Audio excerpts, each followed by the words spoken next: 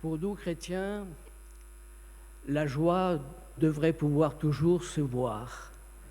Je ne sais pas si en me présentant devant vous, vous voyez que je suis particulièrement heureux, mais nous le sommes tous parce que nous venons de le chanter, de le proclamer, et proclamer la première raison et la raison principale pourquoi nous sommes là ce matin. Et avant, pour introduire ma prédication de ce matin, je voudrais vous raconter rapidement ce que j'ai vécu et ce qui m'a conduit à choisir le thème de ce message.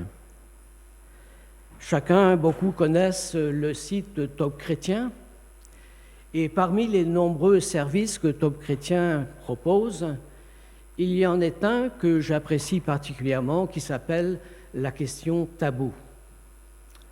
En général, ce qui est tabou, ce sont des choses qu'on n'aime pas beaucoup parler, et surtout dans les milieux chrétiens, dans nos églises. Et pourtant, tous ces sujets ne sont pas dignes, loin d'être, de manquer d'intérêt.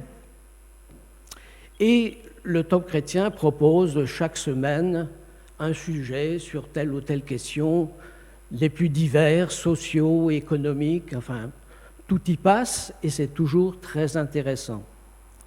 Et il y a une quinzaine de jours, une question était posée.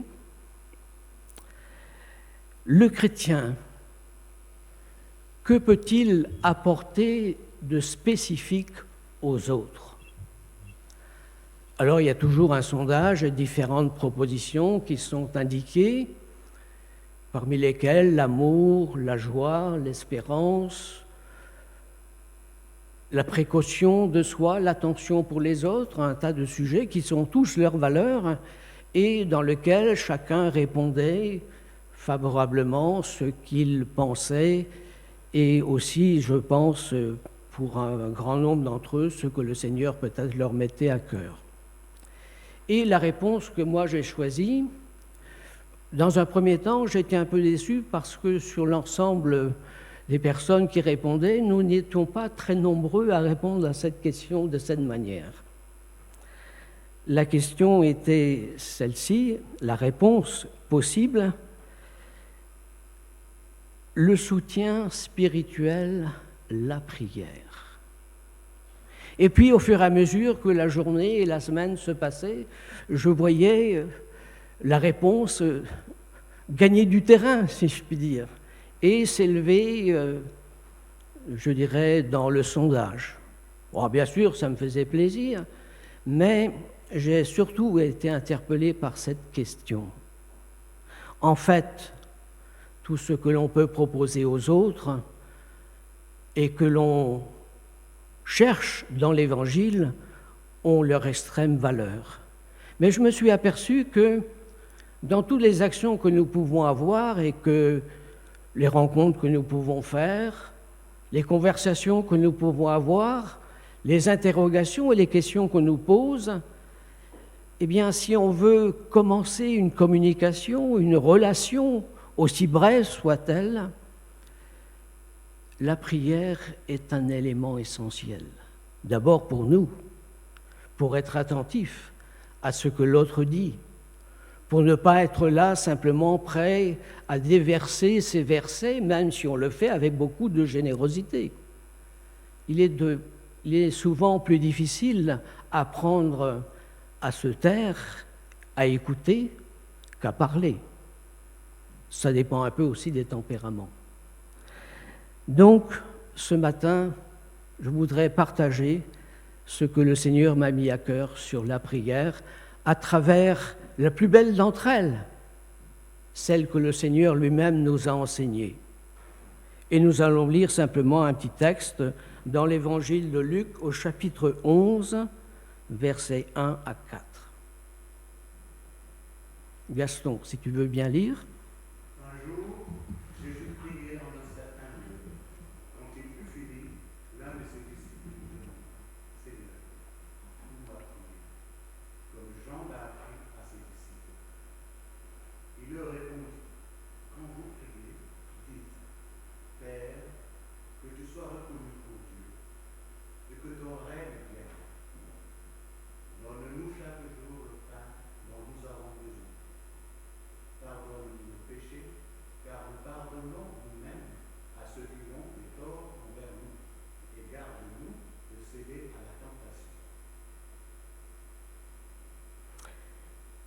Merci Gaston.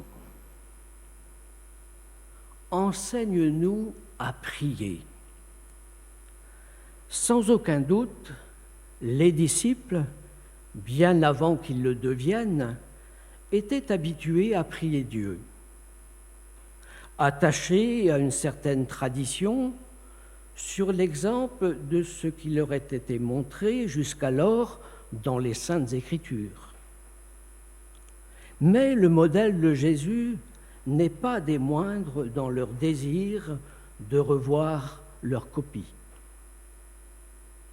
Jésus, en effet, apporte un éclairage nouveau pour notre relation avec Dieu. Une prière à l'image de ses derniers mots à la croix, « Tout est accompli ». À la fois un rappel de ce qui est immuable, c'est-à-dire l'enseignement que les Juifs de l'époque, sur lequel ils s'appuyaient, celui de la Torah, celui que nous nommons l'Ancien Testament, mais aussi une dimension nouvelle à découvrir et qui ne saurait être vivante qu'en la personne de Jésus-Christ. Notre Père, qui es aux cieux et que nous venons de lire, des paroles qui résonnent à notre cœur, mais qui résonnent aussi quelquefois dans une certaine habitude. Même si, selon les sensibilités de nos églises, cette prière est utilisée de manière peut-être plus courante, ou si, dans certaines circonstances, on se la rappelle. Alors je vous invite tout simplement à nous pencher ensemble sur cette prière que tout le monde connaît, que beaucoup de gens récitent, sans forcément en comprendre en profondeur le sens. Lorsque le Seigneur Jésus a enseigné ses disciples à prier, il leur a donné plusieurs éléments dans la manière. La discrétion, la modération des paroles, sans doute aussi la pureté des sentiments, une foi fervente et la persévérance. Jésus nous identifie dans une relation avec Dieu dans l'image de la sienne. Filiale et donc proche. Mon Père est aussi le vôtre. Devenus enfants de Dieu, nous qui croyons et ayant reçu Christ, parole vivante, véritable lumière qui donne la vie. Mais la notion de Père nous appelle aussi à reconnaître Dieu comme étant celui qui est à l'origine de toute la création. On pourrait dire le Père spirituel par excellence, créateur d'une œuvre universelle, l'Esprit qui s'exprime. À l'image de l'immensité des cieux que nous connaissons à peine, la situation de celui à qui nous nous adressons est celui d'un Dieu unique, souverain, Dieu très haut, dit la parole, le Tout-Puissant, qui domine sur toute créature, sur toute chose et sur toute circonstance. Il est celui en qui la sainteté et la pureté remplissent le lieu de sa demeure. Avoir la conscience de la sainteté de notre Père céleste, c'est aussi pour nous rechercher la sanctification, non comme un mérite à atteindre au prix d'une lutte inutile, mais simplement comme une grâce de vie possible en Jésus. Sa sainteté touche à tout ce qu'il ordonne. Citons un exemple. en instituant et sanctifiant ce que nous appelons le jour du Seigneur, Dieu se rappelle à sa sainteté, mais aussi à celle de la vie de l'homme. Nous disons parfois, et la prière le demande, que ton règne vienne. Son règne se fait déjà parfaitement dans les cieux. Nous ne le distinguons que par notre foi, mais il fait partie de notre avenir éternel en Jésus. Cependant, Dieu règne et domine sur celui de la puissance humaine. Il a chargé son peuple, que constitue aujourd'hui l'Église, de vivre déjà les prémices du royaume divin sur notre terre. Quel vaste et merveilleux programme! La majorité des humains vit en dehors du royaume de Dieu, dans un monde où se répand le plus souvent, malheureusement, la terreur, l'oppression, le mensonge, la haine. Ceci est la conséquence du péché des hommes et leur refus à reconnaître leur besoin de salut.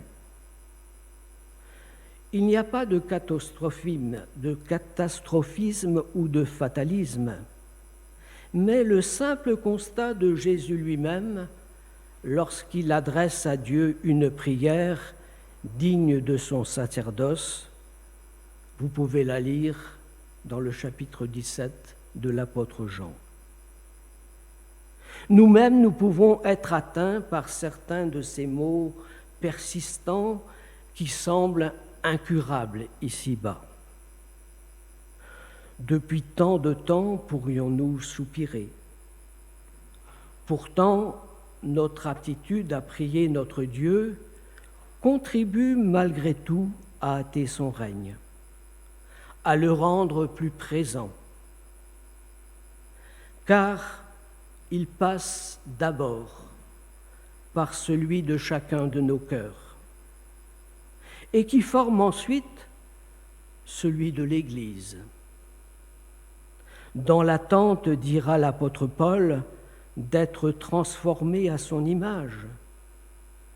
Mais rassurons-nous, ceci ne sera pas de notre fait, mais celui de Jésus lui-même. Il nous est parlé aussi de la volonté. Il est nécessaire sans doute pour nous d'accorder notre volonté à la sienne. Notre Père est souverain dans toutes ses décisions. Il peut l'être tant dans la perfection de sa nature que dans ses actions, par sa sagesse, sa connaissance, sa vérité et la miséricorde à notre égard. Maître suprême, celui qui opère toutes choses selon la décision de sa volonté, disait l'apôtre Paul aux chrétiens d'Éphèse. Pourtant, si nous intercédons pour que sa volonté se fasse, c'est qu'il y a une opposition qui veut exister et s'exprimer. Pour prétendre accomplir sa volonté, il nous faut être tout simplement dans le tempo divin. Dans un contexte baigné par l'universalité du péché, reconnaître que par nous-mêmes, il ne peut en être autrement. Selon ce qu'il est écrit, il n'y a point de juste, pas même un seul. L'homme prétend et veut se justifier par lui-même. Mais la volonté de Dieu sur terre doit être le reflet de celle accomplie dans les cieux. Nos pensées sont au-dessus de vos pensées, déclare l'Éternel. Soumettre non seulement notre désir de faire, mais notre manière d'élaborer cette volonté dans nos projets. S'adressant au peuple d'Israël, il disait « Je connais les projets que j'ai formés pour vous. » Ce projet et ses conséquences se sont réalisés en Jésus-Christ seul. Il nous appelle à emprunter le seul chemin en lui pour être dans sa volonté, amenant toute pensée captive à l'obéissance de Christ. Quand on parle en général de captivité, on pense que l'on est prisonnier, alors que nos pensées captives en Christ, c'est de vivre sa liberté. En réalisant avec considération la nature de Dieu, notre Père, souverain et saint, et entrevoyant déjà son règne, nous ne pouvons que demander dans notre prière que ta volonté soit faite. C'est dans l'assurance de Christ que nous la vivrons.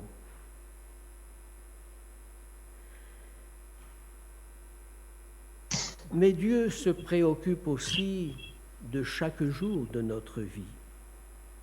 Donne-nous aujourd'hui notre pain quotidien. Une certitude d'abord, tout est don de la part de notre Dieu. L'apôtre Paul le reconnaissait en interpellant les chrétiens de Corinthe, leur disant « Mais qu'as-tu que tu n'aies reçu? Et si tu l'as reçu, pourquoi te glorifies-tu » C'est vrai que nous sommes si vite pour le moins oublieux.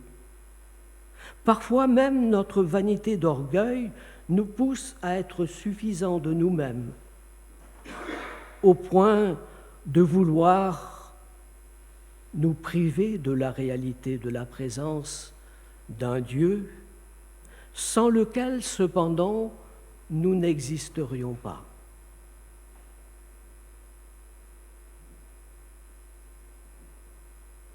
Donne-nous, c'est retrouver en réalité le seul chemin pour recevoir ce dont nous avons besoin, en nous approchant du trône de grâce en Jésus. Une réalité d'aujourd'hui parce qu'en lui, Dieu prend soin de notre présent.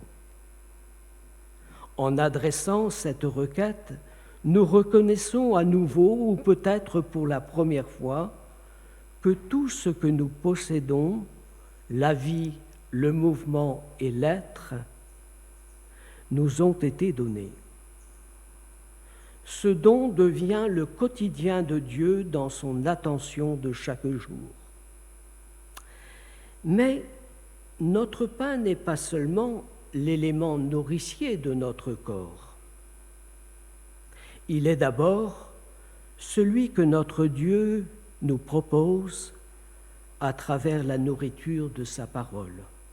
« Je suis le pain vivant venu du ciel », nous dit Jésus.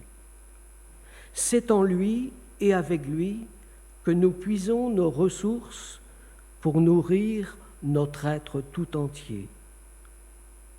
Croire en Jésus, notre pain de vie, c'est apprendre la confiance et à la restaurer lorsqu'elle est défaillante. Pour connaître sa nature identifiée en Jésus, Dieu nous apprend le contentement, dans les jours d'abondance comme dans ceux de disette. L'apôtre Paul disait encore « En tout et partout, j'ai appris à être rassasié et à avoir faim, à être dans l'abondance et être dans la disette.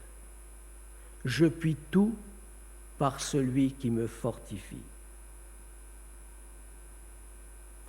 Mais il est aussi un domaine qui n'est pas des plus faciles.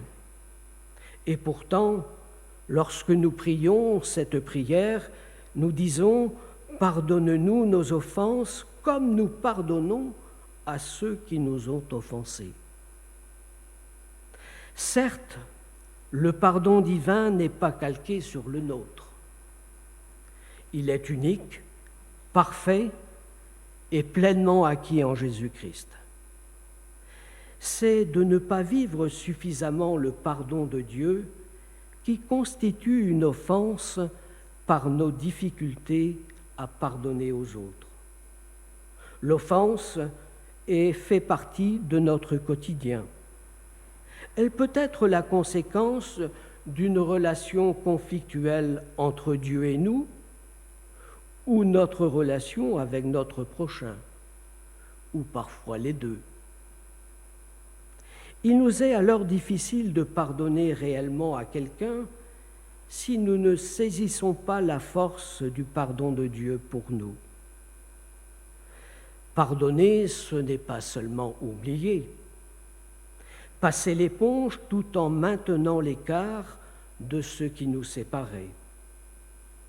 Ne dit-on pas parfois « je pardonne, mais je n'oublie pas ». Pardonner, c'est savoir puiser notre pardon dans celui de notre Dieu. Il devient alors libérateur, car c'est déjà vouloir aimer à nouveau. Plus nous ressentons notre besoin et saisissons tout l'amour du pardon divin en Jésus, plus celui-ci devient concrètement pour nous celui de l'amour. Toujours en Jésus disponible et renouvelable, le nôtre est appelé à l'être aussi. De même que Christ vous a pardonné, dit l'apôtre Paul, je rajouterai, là est notre modèle, mais notre pardon ne saurait être aussi fort que celui qu'il nous a accordé, pour ne pas pardonner à notre tour. C'est pourquoi il poursuit « Pardonnez-vous aussi ». Martin Luther King, que nous connaissons bien, disait ceci: « Le pardon n'est pas un acte personnel, ni occasionnel, n'est pas un acte occasionnel, mais une attitude permanente. »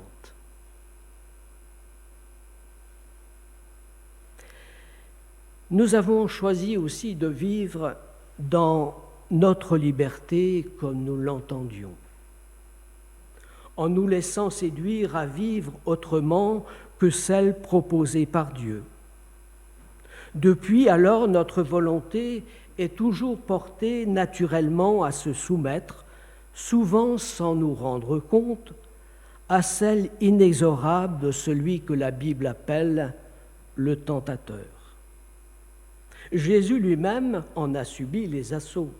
« Si tu es le Fils de Dieu, ordonne que ces pierres deviennent des pains. »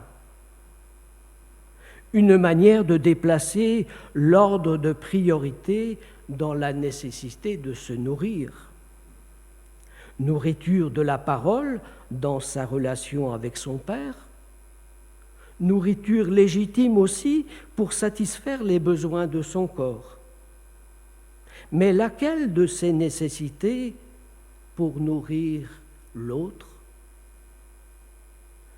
Ne nous laisse pas entrer en tentation. C'est marquer notre assurance que Dieu ne nous abandonne pas à notre sort. Notre foi, dans sa protection certaine, nous éclaire sur la réalité de ce qui se présente à nous.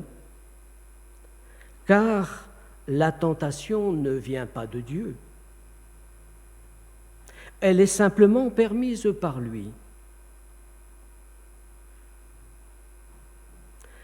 En constituant, si nous y sommes tombés, une épreuve pour notre foi. Une situation fréquente, parfois inattendue, à laquelle nous sommes tous confrontés.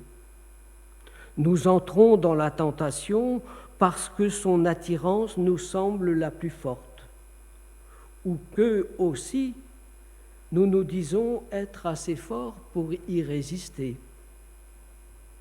En réalité, nous manquons de vigilance, ne sachant pas la trouver suffisamment dans la fidélité de Dieu. L'exemple de la résistance de Jésus face au tentateur dans le désert, c'est la confiance en la parole, par son autorité et sa puissance. En priant notre Père, nous nous plaçons sous son autorité, dans l'attitude d'une soumission. En général, c'est un mot qu'on n'apprécie pas beaucoup. Mais ici, la soumission est libératrice parce qu'elle est dans sa volonté.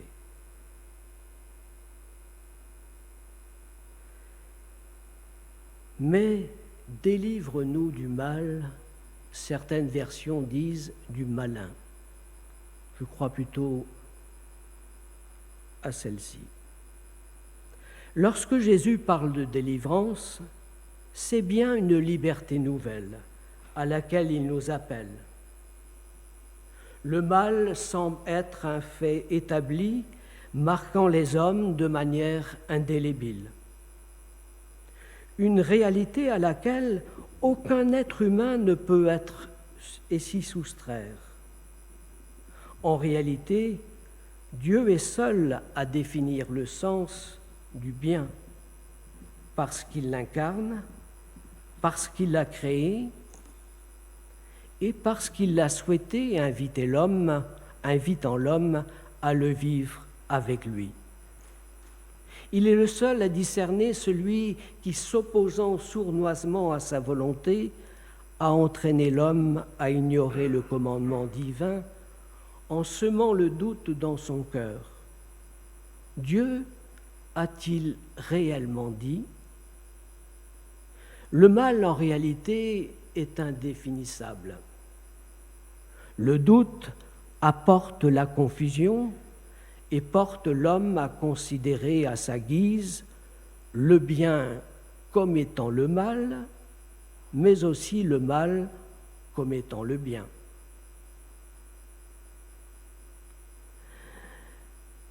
Le malin est une expression que Jésus lui-même utilise. Il identifie à plusieurs reprises celui qui oppose une parole incertaine à la vérité immuable de Dieu. Que votre parole soit oui, oui, ou non, non, ce qu'on y ajoute vient du malin. Dieu ayant créé l'homme et la femme à son image, ceci constituait le bien de son œuvre, avec la création tout entière. Dieu vit alors que tout ce qu'il avait fait, et voici, c'était très bon. Jésus exprimera la même idée en s'adressant au jeune homme riche. « Pourquoi m'appelles-tu bon ?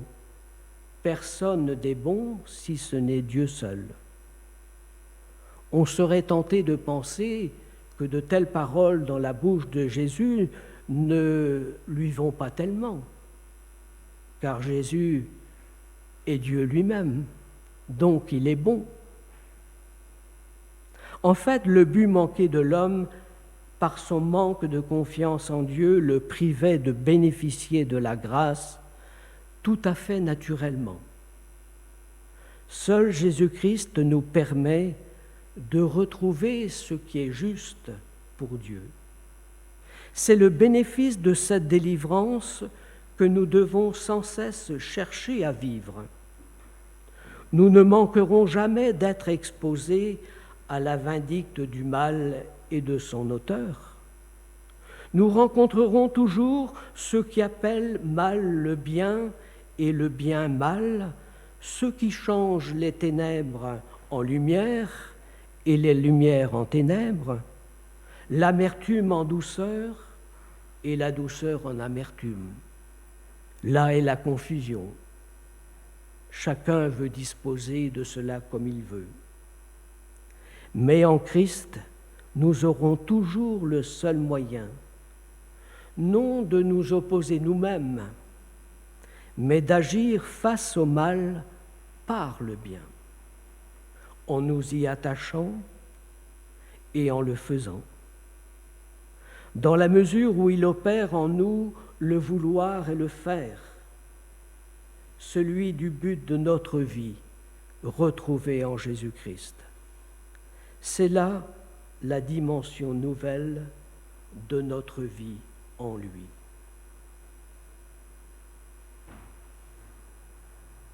Jésus montre là la relation à laquelle chacun est appelé. Et lorsque nous voyons cette prière, nous nous adressons à un Dieu qui est souverain, qui connaît toutes choses. Nous pouvons alors proclamer: à lui soit le règne, la puissance et la gloire. Pour les siècles des siècles, indique une fin, fût-elle lointaine. Moi, je dirais plutôt maintenant et pour l'éternité, car notre vie est inscrite en celle de la vérité de notre Père en Jésus. Amen.